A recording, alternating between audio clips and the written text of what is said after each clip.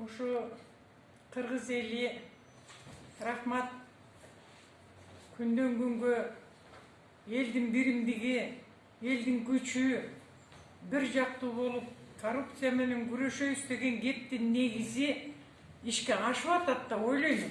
Ушунча жашка келсем дагы коррупциянын кайнап төбөсүнө чыккан кези болсо, энди кулай турган мезгилине жетти го деп ойлойм.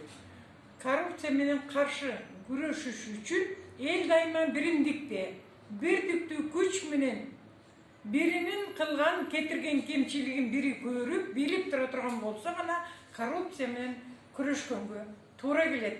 Эл бирдиктүү күч болсун, эл көптүн көзү көрөгөч, кулагы улганчаак дегендей, жаман кептерден, жаман сөздөрдөн оолагыраак болуп, көбүн эсе жаштар коррупцияга күрөшкөнгө көп катышса экен деп ойлойм.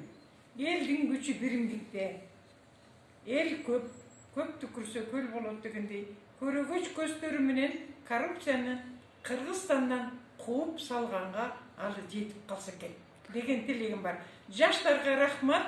Жаштар ойлонгула, окугула.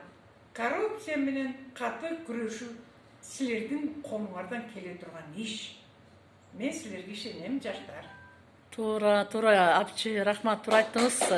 Өзүңүздү тааныштырып келип кетпейсизби? Каяктан келдиңиз? Мен Талас областындагы Манас районундагы Кайынды айыл өкмөтүндөгү эмгек ардагеримен.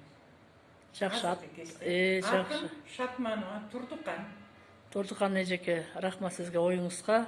Элибизге кызмат кылат деп дайыма сиз менен биргеликте иш алып барабыз. Сизге ишенебиз. Сизге ыраазычылык билдиребиз. Эл коррупцияга каршы биримдиги сиз менен сыймыктанат. Рахмат сизге, маегиңизге.